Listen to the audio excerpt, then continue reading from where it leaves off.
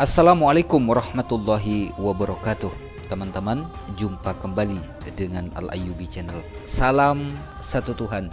Semoga kita senantiasa dalam lindungan Allah Subhanahu wa ta'ala. Amin ya rabbal alamin. Beberapa tahun yang lalu Saifuddin Ibrahim pernah meminta agar supaya 300 ayat di dalam Al-Quran dihapus katanya. Saifuddin, tolong kirimkan video ini kepada si Sudrun Saifuddin Ibrahim yang lari ke Amerika. Ini yang jilid 3, teman-teman.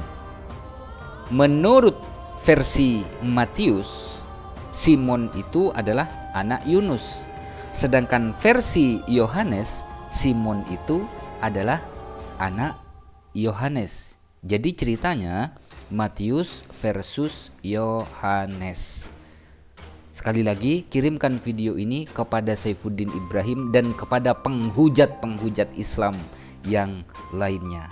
Di video ini teman-teman, Dr. Yonatan Purnomo justru membenarkan mu'allaf. Kita langsung simak videonya. 6.577. Nah, saya tunjukin ya. Ada orang lain yang lebih banyak lagi nih.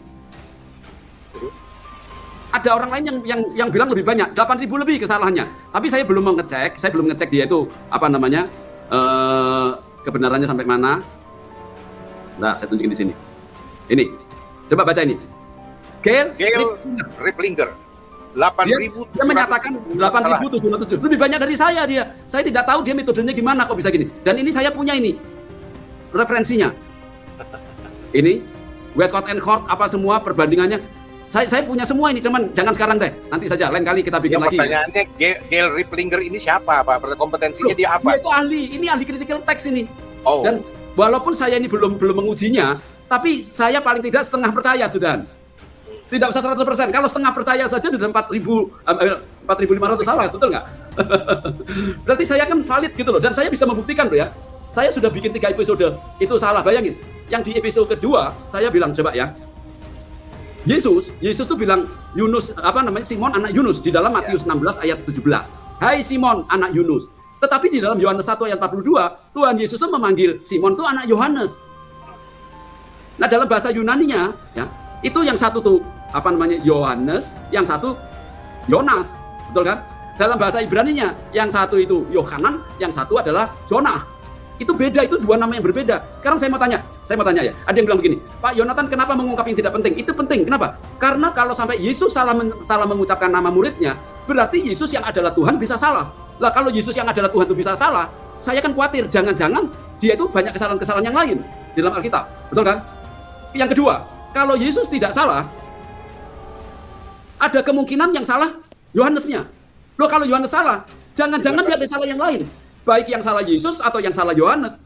Jangan-jangan banyak salah ini. Nah, salah satu saja sudah tidak ignoransi, apalagi 6.500, betul nggak?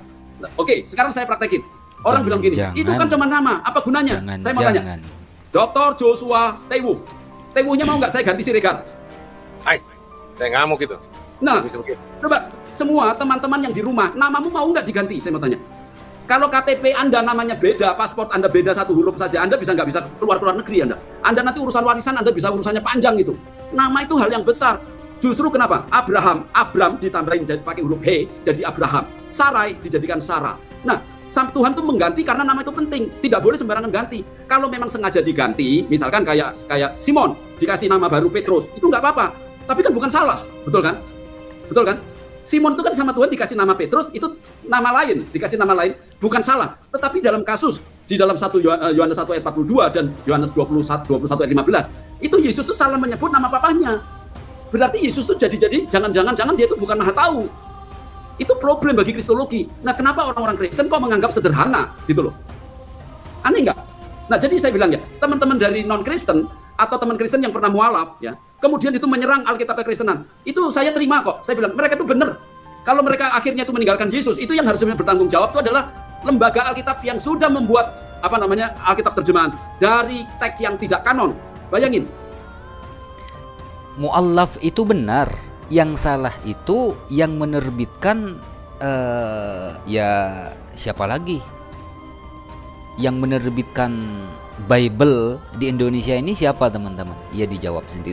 Ini masih terkait kontroversi 6577 kesalahan Alkitab yang tidak kanon ya teman-teman. Lanjut. Ya, lembaga-lembaga kita bilang katanya punya tim, katanya banyak dokter, banyak profesor. Masa membedakan kanon sama tidak kanon tidak tahu? Ya, persoalan nama. Mungkin ini ada dua saja. Mungkin saja Pak, persoalan nama antara bin Yunus dengan bin Yohanes itu gelar baru yang ditambahkan Yesus, satu. Kedua, siapa tahu itu nama baptisnya Simon. Ya itu kan tafsir itu, betul kan? Kita kan ngomong teks biblika, dan teksnya itu tidak ngomong begitu, teksnya sudah benar. Nah kalau orang Kristen itu jujur ya, saya itu tidak sukanya sama orang Kristen apa? Kalau ngomong tuh kalau teksnya nggak benar itu bulat. Kemudian cari-cari diputar sana putar sini, akhirnya jadi benar dia. Orang lupa kan, betul nggak? Misalkan saya tanya, Pak Joshua Tewu, Anda lahir di mana? Anda tidak mau cerita kelahiranmu. Kamu cerita, oh mama saya waktu lahir itu di atas beca. Akhirnya dialihkan cerita yang lain gitu loh. Akhirnya pertanyaan saya itu nggak kejawab, keburu lupa orang itu. Tapi misalkan saya, Dr. Yonatan, misalkan saya nih Joshua Tewu nih.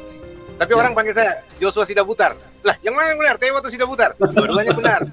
Karena saya Tewu aslinya dari bapak mama saya, Sidabutarnya itu nama adat. Karena saya diadatkan jadi orang Batak. Salah satu raja Batak, Sidabutar. Ya, itu gimana tuh kalau gitu? Itu kan tidak salah. Itu kan tidak salah, sama seperti Simon dipanggil Petrus kan tidak salah, dipanggil Kefas tidak salah, karena memang namanya, walaupun ya betul kan ya. Nah, tapi kalau yang saya ngomong ini kan yang salah gitu loh. Dan saya sudah cek ya, di tag bisa, yang masalahnya begini. Coba saya mau tunjukin teman-teman. Ini saya buktikan di sini. Coba saya tunjukin di sini apa namanya. Bener juga ya kata Dr. Yonatan Purnomo ini. Coba kita nonton debat, ya kan, Islam versus Kristen. Yang Islam bertanya, Tuhanmu siapa? Pasti menjawab Yesus. Tuhannya Maria itu siapa? Pasti jawabannya tuh rata-rata begini. Jadi begini, Yesus itu adalah firman. Firman itu menjadi, nah seperti itulah teman-teman ya. Kurang lebihnya seperti itu. Ini, saya tunjukin di dalam Matius yang ke-16 ayat yang ke-19. Kita lihat. Di sini kita lihat ayat 19. Saya nggak usah bacain semua ya. Sebentar, supaya tidak kepanjangan, saya pendekin sedikit. Ayat yang ke-17. Ayat 17. Nah, di sini dikasihkan. Ini. Simon Bar-Yona.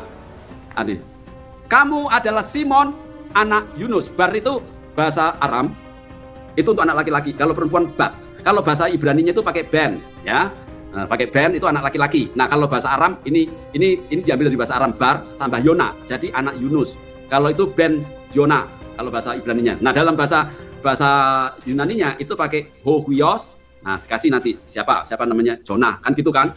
Nah, di sini lihatin. Ini juga Bar-Yona, Simon Bar-Yona. Di sini Simon Bar-Yona. Kemudian di sini siapa? Simon Bar-Yona. Artinya apa? Kitab kanon sama yang tidak kanon, ini yang punyanya Sinaiticus, ini yang punyanya Westcott and Hort. Westcott and Hort, Nessel Aland sama UBS. Semuanya sama, Bar-Yona semua. Berarti anak Yunus kan? Sekarang saya pindahin ke dalam teks Yohanes 1 ayat 42. Ini sudah saya bahas, Bapak Ibu bisa lihat nanti di sana ya. Anda lihat di sini. Di ayat 42 ini Bapak sekalian, itu Simon Hohuios Yona. Jadi Simon anak Yona, anak Yunus. Yang punyanya Sinaiticus juga gitu, Simon anaknya Yunus. Betul kan? Nah, yang di sini ini Hohuios Yohanu. Jadi Simon anak Yohanes. Nah, yang di sini juga begitu. Simon Hohuios Yohanu. Nah, saya mau tanya, ini kenapa kok bisa berubah? Karena diambil dari Sinaiticus yang tidak kanon. Jumlah Alkitabnya saja 29, urutannya tidak sama, tidak pernah dikonsilikan. Saya minta kepada semua STT, tolong dicek kapan gereja pernah membuat konsili, menetapkan Sinaiticus, Vatikanus itu dijadikan Alkitab kanon. Justru seperti Metzger, kemudian Bruce, itu dia ngakuin ya, Nessel Aland, dia mengakui ini itu tidak kanon, gereja tidak pernah mengkanonkan. Tapi kenapa ini dijadikan Alkitab kanon untuk gereja-gereja yang banyak salahnya? Saya minta semuanya, saya tidak ada kebencian ya. Saya walaupun hari ini mungkin dibenci oleh banyak orang, mungkin saya sedang dibenci oleh 400 STT, walaupun saya tahu mungkin tidak ya. Sebagian teman-teman kan sebetulnya baik-baik, cuman nggak berani bicara, begitu aja kan. Ya, saya maklum karena teman-teman dari STT itu kan kebanyakan Mereka itu kan ditugaskan sama sinode. Kalau melawan sinode bisa dipecat nanti. Ya, semua cari aman ya sudah diam saja sudah, betul kan? Tapi mungkin sekali teman-teman itu setuju dengan saya. Oleh sebab itu saya minta semua STT, semua sinode jangan dibiarkan kesalahan seperti ini. Saya akan bikin kajian terus. Anda tidak usah ribut sama saya, tidak usah terima. Ning gesincio, pu gesincio. Rasa percaya harus ada. Rasa tidak percaya boleh tidak ada. Jadi Anda boleh percaya, boleh setengah tidak percaya. Nah, Anda bikin penelitian, betul nggak omongan saya? Kalau omongan saya ini betul, ditindaklanjuti. Jangan sampai gereja kita tuh memberitakan kebenaran, tapi dasarnya saja fundamental Alkitabnya tidak benar. Jadi lihat di sini. Kalau ini nama yang lain, kenapa di kitab yang kanon kok Bariona, anak-anak Yohanes, anak-anak Yona, Howios Yona, bukan Yohanes. Nah, ini terjadinya di Sinaiticus, begitu. Ya. Apa yang bisa Satu pertanyaan singkat untuk sebelum kita berikan kesempatan yang lain masuk, Pak. Ini karena banyak yang pengen masuk ini kayaknya untuk bertanya langsung. Atau mungkin dari grupnya Bapak di tempat yang lain mau masuk, silakan aja, saya bagikan linknya nanti.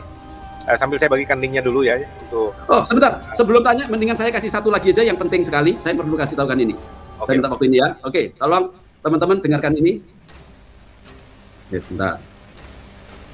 Saya perlu kasihkan ini. Nah, oke, kita lihat dulu di sini. Bapak Ibu sekalian, saya itu punya banyak tulisan bapak-bapak gereja. Nah, tulisan bapak gereja itu kan bukan Alkitab. Nah, itu dalam ilmu kritik teks itu namanya adalah untuk pembuktian di dalam ilmu kritik teks namanya bukti eksternal, ya. Nah, bukti internal itu seperti tadi saya ngomong, ayat dengan ayat yang ada itu tabrakan apa tidak dalam satu Alkitab saya adu. Tapi kalau bukti eksternal saya bisa mengambil dari luar, misalkan dari buku-buku tulisannya Eusebius, dari Athanasius, atau dari siapa namanya Gregorius, dari Nisa, atau dari mana terserah ya. Nah, mereka kalau punya buku, kemudian dia itu mengutip, nah itu saya bisa ambil. Nah, Origen Bapak Ibu sekalian, dia itu lahir tahun 185, mati 253. Dia itu salah satu buku yang saya miliki. Itu bukunya dia itu judulnya itu Commentarion Isto Kata Mateon Evangelion. Nah, di situ ternyata kan ada tuduhannya begini. Oh, teks Bizantin itu adalah teks yang muda, betul kan? Pernah dengar nggak itu, Dr. Joshua Tewu? Ya, itu yang saya tanya tadi. Ya, oke. Ya kan? Itu yang muda. Saya bilang, lo kalau muda berarti dia harusnya adanya setelah Sinaiticus. Lo kalau adanya setelah Tikus terus dirubah-rubah, berarti perubahannya harusnya adanya setelah Sinaiticus ada, betul nggak? Nah, ternyata ayat-ayat yang dituduhkan itu sebelum 100 tahun sebelum Sinaiticus ada, ayat-ayat itu sudah dikutip oleh Origen. Jadi dengan begitu kan mentah dia punya, betul nggak? Tidak terbukti kalau itu disesuaikan. Nah, itu tuduhan yang tidak bukti. Coba kalau ada orang yang berani bilang teks Bizantin itu muda, kemudian dirubah-rubah, disesuaikan. Tanya sama dia, kesalahannya ada berapa? Yang pertama. Yang kedua, ayat mana saja yang sudah dirubah? Dia harus bisa membuktikan.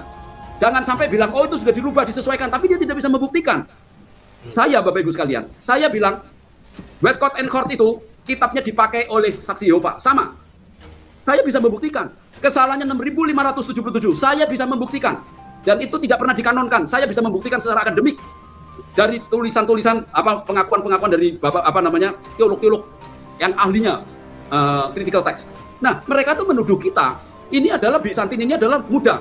Buktikan kapan munculnya. Coba Dr. Joshua Tewu, kalau Bizantin itu dianggap adalah manuskrip yang muda, saya tanya, gereja mula-mula yang dari zaman Yesus mati, kemudian para rasul itu memakai Alkitab sampai jumlahnya 27. Nah, sampai zamannya Protestan, mereka itu pakai Alkitab apa, saya mau tanya? Lo kalau Alkitab Bizantin itu muda, berarti mereka nggak punya Alkitab dong. Nah, itu kesalahannya di situ. Nah, ini saya bikin grafiknya, kalian ya, lihat ya. Bizantin itu dari awal sudah ada. Nah, nama Bizantin memang baru populer itu tahun 1881. Yaitu ketika yang namanya itu Westcott and Hort, dia itu membuat critical text, yaitu gabungan antara Sinaiticus dengan Vaticanus. Nah, di situ kemudian dia membagi-bagi Alkitab yang peredarannya di daerah Bizantin dinamakan teks Bizantin. Kemudian Textus Receptus ini adalah Bizantin yang peredarannya ada di Eropa Barat. Sedangkan yang WHNU, Westcott and Hort, ini mengambil dari Sinaiticus, ya, sama Vaticanus, itu yang peredarannya ada di Alexandria. Sebetulnya banyak peredaran, tapi dalam hal ini saya cukup 3 saja ya supaya teman-teman bisa belajar. Jadi yang peredarannya di daerah Bizantin itu dinamakan teks Bizantin. Yang Textus Receptus itu adalah Bizantin yang abad 12 ke atas yang peredarannya di Eropa Barat. Itu yang banyak salahnya, paling sedikit 2000 kesalahannya. Jadi Tectus Receptus sama Bizantin itu sebetulnya keturunan, betul kan ya? Itu asalnya dari Bizantin tapi yang salah gitu loh, karena dia mengambil data yang muda abad 12 ke atas dan itu banyak diganti sama si Desiderius. Saya punya datanya kok. Di mana ditambah, di mana diterjemahkan dia sendiri. Saya punya datanya itu. Nanti kapan-kapan saya akan bikin seminarnya. Nah, kalau WHNU, Westcott and Hort itu ngambil dari sumber yang Alexandria. Nah, sekarang kalau gitu namanya teks Bizantin itu Alkitabnya sudah dipakai dulu dari awal sampai pengkanonan, karena dia sama, dia pakai sampai sekarang. Itu yang dipakai itu adalah gereja-gereja ortodok yang dari Yunani, karena mereka bahasa Yunani, mereka pakai Alkitab itu, mereka tidak pernah berubah. Oke. Nah, nanti tahun 382 sampai 392, nah itu nanti Katolik itu membuat yang namanya Jerome atau Hieronymus, itu membuat kitab Latin Vulgata. Nah, dia itu mengambilnya itu saya tahu ya, tapi saya tidak punya data lengkap, makanya saya tidak bisa kasihkan sekarang. Nanti kalau sudah lengkap baru saya kasih tahu ya.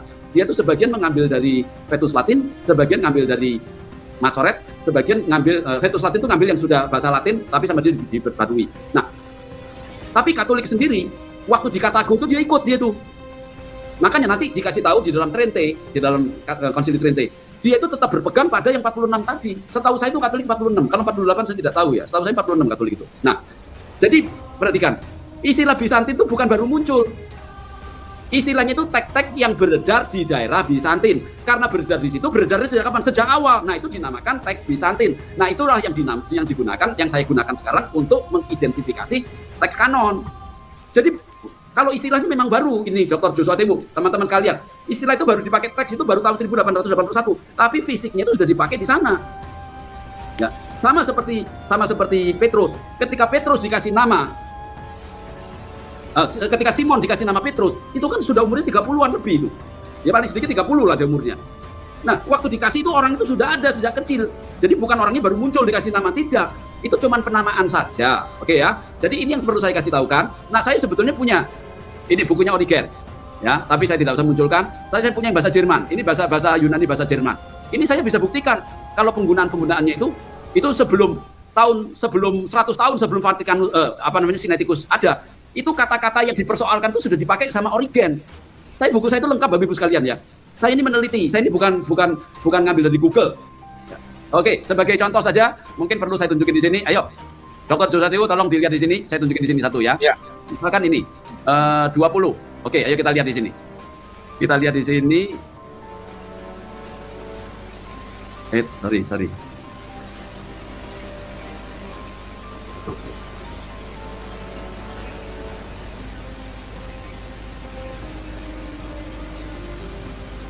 sampai 19.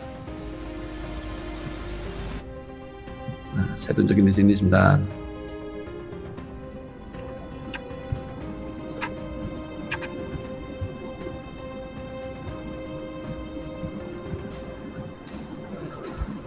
Okay. 17-19. Sebentar Pak, sambil saya klarifikasi sedikit karena ada protes dari Konradus Joko ini. Kami Katolik 46 PL dan 27 PB, bukan 48 Pak JT. Sekali lagi 46 PL dan 27 PB. Cuman saya mau tanya, karena di tangan saya ini ada Alkitab terbitan Lembaga Biblika Indonesia ini. Ini kan dari kalian, Lembaga Biblika Indonesia. Yang saya tahu Deuterokanonika itu, saudara-saudara, ini kalau saya lihat Deuterokanonika, kalau Anda lihat di ininya aja lah, saya lihat daftar isinya itu. Ada kitab Tobit 1, Yudit 2, tambahan-tambahan pada kitab Esther 3, Kebijaksanaan Salomo 4, Yesus bin Sirat 5, Baruch 6, tambahan-tambahan pada kitab Daniel 7, kitab Makabe yang pertama 8, kitab Makabe yang kedua 9. Nah, saya nggak ngarang-ngarang, brother. Jadi saya maksudnya, ini kan dari Alkitab Anda. Coba saya jelaskan nanti, makanya kalau boleh nanti Anda masuk supaya menjelaskan. Setelah nanti Pak Dr. Yonatan Purnomo menerangkan hal itu. Sorry Pak Dr. Yonatan, karena saya mesti mengklarifikasi. Jadi nanti pikir saya bangun isu lagi. Padahal ini dari Lembaga Biblika Indonesia loh. Ya, kitab suci Katolik pakai Deuterokanonika. Yang mana yang kalau begitu nggak masuk pada 46 itu? Yang 48 ini kan 9 tambah 39 berapa? Ya saya mau tanya, 39 perjanjian lama tambah 9 ini kan 48. Saya masih pinter hitung-hitungan loh. Gitu. Anda yang mesti jelaskan itu. Lanjut Pak Dr. Yonatan. Oke.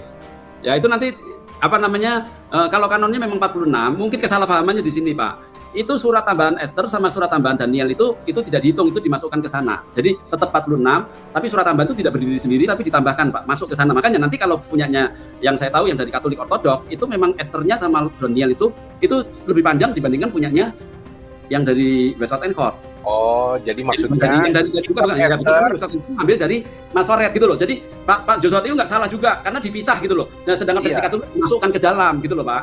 Oh, jadi ini karena kan ini kerjasama antara LBP Lembaga Biblika Indonesia dengan Lembaga Alkitab Indonesia memproduksi Alkitab ini, Pak. Kalau Pak Jonathan punya penjelasan itu masuk akal.